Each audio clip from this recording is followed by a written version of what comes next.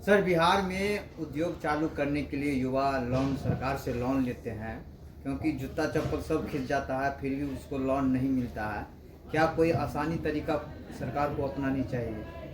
बिहार में बेरोजगारी खत्म करने का, पलायन रोकने का सबसे बड़ा जो तरीका है वो है शिक्षा और पूंजी की उपलब्धता। ज्यादातर लोग, आप लोग या यहाँ के नेता न जानते हैं, न इस पर चर्चा करते हैं कि आखिर इतनी बेरोजगारी यहाँ क्यों है। लोग यहाँ से कोई रोजी रोजगार क्यों नहीं कर पाते हैं। उसके दो वजह हैं। एक तो यहाँ शिक्षा व्यवस्था ध्वस्त है। तो आप पढ़े लिखे हैं नहीं, आपको समझदारी बनी नहीं, डिग्री ले लिया आपने, स्कूल में गए खिचड़ी खाए, कॉलेज में गए नाम लिखा के डिग्री लेके निकल गए, समझ तो आए, कुछ बनी नहीं। लेकिन उससे बड़ी परेशानी यह है कि बिहार में पूंजी नहीं है लोगों के पास काम करने के लिए। मान लीजिए कि आपको बाल काटने आता है, अगर आपके पास 1 लाख रुपया हो तो आप एक सैलून लगा लेंगे, उसमें 2-4 लोगों को रोजगार देंगे और खुद भी अपने परिवार का भरण पोषण करेंगे। लेकिन अगर 1 लाख रुपया आपके पास न हो, सैलून लगाने का पैसा ना हो, तो आप किसी सैलून में जाकर मजदूरी कीजिएगा। अब वो 1 लाख रुपया सामान्यतः लोगों के पास आता कहाँ से? उसके आने के दो तरीके हैं।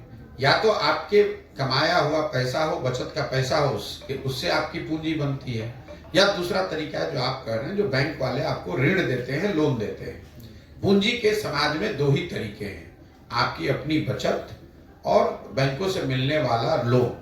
मान लीजिए कि आपको घर बनाना है, आपके पास 1 लाख रुपया अपना बचा हुआ है कमाने के बाद, खर्चे के बाद, और फिर 10 लाख रुपया बैंक ने लोन ले लिया, तो आप 10 लाख रुपए का घर बना सकते हैं। इस चीज को अगर आप समझना चाहते हैं तो रिजर्व बैंक ऑफ इंडिया एक व्यवस्था उन्होंने बनाई हुई है, एक आंकड़ा जारी करते हैं जिसको कहते हैं क्रेडिट डिपॉजिट रेशियो। मतलब कितना पैसा लोगों ने बैंकों में जमा किया और बैंकों ने उसके बदले कितना पैसा ऋण के तौर पर वापस दिया। पैसा आप जमा करें, ये जमा करें, हम जमा करें, लेकिन जो लोग ऋण लेना चाहते हैं उनको बैंक ऋण देते हैं। ये उनका बिजनेस भी है और उनकी संवैधानिक जिम्मेवारी भी है कि अगर 100 रुपया उन बैंक में जमा होता है तो बैंक की ये जिम्मेवारी है कि 70 रुपया कम से कम वापस से समाज में लोन के तौर पर, ऋण के तौर पर दिया जाए। इस चीज को नापने के लिए एक रेशियो है जिसको कहते हैं क्रेडिट डिपॉजिट रेशियो। कितना पैसा जमा हुआ और बैंकों ने कितना पैसा ऋण के तौर पर वापस दिया। देश में सीडी रेशियो है 70%। मतलब पूरे देश के लोगों ने अगर मिलकर 1 लाख रुपया बैंक में जमा किया तो बैंकों ने 70,000 रुपया ऋण के तौर पर समाज के अन्य विभिन्न लोगों को दिया, चाहे घर बनाने के लिए दिया हो, गाड़ी खरीदने के लिए दिया हो, यूट्यूब चलाने के लिए दिया हो, सैलून लगाने के लिए दिया हो। बिहार में ये आंकड़ा है 40%। जब 1990 में लालू जी मुख्यमंत्री बने तो सीडी रेशियो था 40%। 15 साल के लालू जी के जंगल राज की वजह से ये सीडी रेशियो घटते घटते हो गया 28%।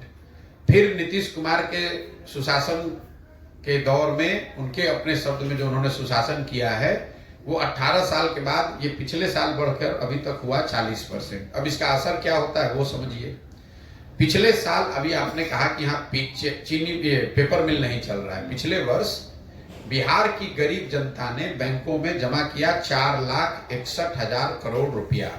इसको याद रखिए, पिछले साल बिहार के लोगों ने यहाँ के बैंकों में जमा किया 4,61,000 करोड़ रुपया, 4,21,000 करोड़ रुपया।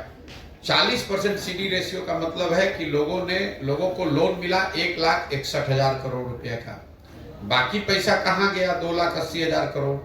बाकी पैसे को बैंकों ने बिहार से लेकर उन राज्यों में शिफ्ट कर दिया जहां पर उद्योग धंधे लग रहे हैं, जहां रोजगार है, व्यापार है। आंध्र प्रदेश में, तेलंगाना में, महाराष्ट्र में, गुजरात में, तमिलनाडु में, केरल में सीडी रेशियो है 90 या उससे ज्यादा। मतलब अगर आप आंध्र प्रदेश में बैंक में जाइएगा, वहां 100 रुपया आंध्रा के लोगों ने जमा किया तो बैंकों ने 100 रुपया से ज्यादा ऋण दिया। इसका असर क्या हुआ? 1990 से लेकर पिछले वित्तीय वर्ष तक बिहार से खाली लोग नहीं गए, पढ़े लिखे लोग खाली यहां से बुद्धि का पलायन नहीं हुआ। 26,20,000 करोड़ रुपया बैंकों ने बिहार के लोगों का दूसरे राज्य में भेज दिया। न बिहार में किसी को इसकी समझ है, न इसकी कोई चर्चा करता है, न उसको जानकारी। जरा आप अंदाजा लगाइए कि 26 लाख करोड़ रुपया अगर बिहार के लोगों को स्वरोजगार के लिए, बिजनेस व्यापार के लिए, घर बनाने के लिए, गाड़ी खरीदने के लिए, यूट्यूब चैनल चलाने के लिए मिला होता तो कितने ज्यादा लोगों को यहाँ रोजगार मिलता, कितनी ज्यादा यहाँ रोजगार की संभावना पैदा होती। लेकिन यहाँ तो किसी को इसकी चर्चा करनी नहीं है। यहाँ तो यही बात करना है कि आपको 400 रुपया पेंशन देते हैं, आप वोट हमको देते रहिए। तो जब लोगों को आपने अगर इतने दिन से आप पत्रकारिता कर रहे हैं, अगली बार जब वित्त मंत्री से मिलिएगा, दूसरे नेताओं की तो बातें छोड़िए, जो फाइनेंस मिनिस्टर है यहाँ उसको बुलाकर जरा पूछिए कि भैया CD रेशियो होता क्या है और कितना पैसा बिहार से ट्रांसफर हो रहा है, ये तो बताइए। इसको रोकने के लिए आप क्या कर रहे हैं? और ऐसा नहीं है कि ये बैंकों की कोई स्वतंत्रता है कि वो जितना चाहे पैसा रखे और बाहर भेज दें। एक कमिटी है जिसके चेयरमैन राज्य के मुख्यमंत्री होते हैं, उसमें सारे बैंक के पदाधिकारियों को बैठना होता है और मुख्यमंत्री ये रिव्यू करते हैं कि जो पैसा यहाँ जमा हो रहा है वो पैसा यहाँ लोगों को ऋण के तौर पर मिल रहा है कि नहीं मिल रहा है। लेकिन नीतीश कुमार के बात को जैसे अफसर नहीं सुन रहा है वैसे बैंक वाला भी नहीं सुन रहा है। जैसे उनकी बात को शिक्षक और टीचर नहीं, डॉक्टर नहीं सुन रहा है, वैसे बैंक वाला भी नहीं सुन रहा है और लोगों को इसकी चिंता भी नहीं है। अगर यहाँ पर लोगों को शिक्षा थोड़ी सुधार दी जाए और लोगों को ये पूंजी उपलब्ध करा दिया जाए तो गांव-गांव में बिहार के बच्चों में वो समझ और ताकत है, वो अपने लिए रोजगार का अवसर पैदा कर सकते हैं, बिजनेस व्यापार कर सकते हैं। जब तक वो नहीं होगा, बिहार से गरीबी और बेरोजगारी खत्म होने वाली नहीं है। शिक्षा और पूंजी, यही दो चीज चाहिए। मेहनत करने के लिए तो लोग 10 घंटा यहाँ मेहनत कर ही रहे हैं।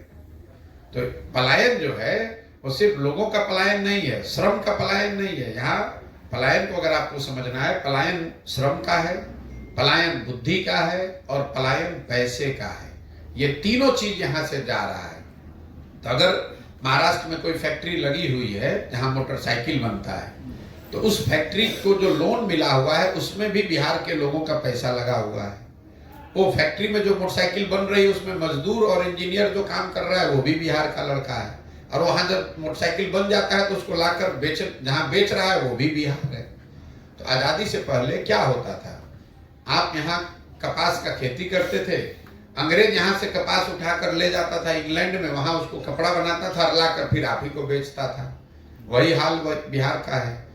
हम लोग का पैसा भी जा रहा है, लोग भी जा रहे हैं, पढ़े लिखे लोग भी जा रहे हैं और वहां जब सामान बन गया, सीमेंट बन गया, खाद बन गया, मोटरसाइकिल बन गया, तो लाकर बिहार में बेचा भी जा रहा है।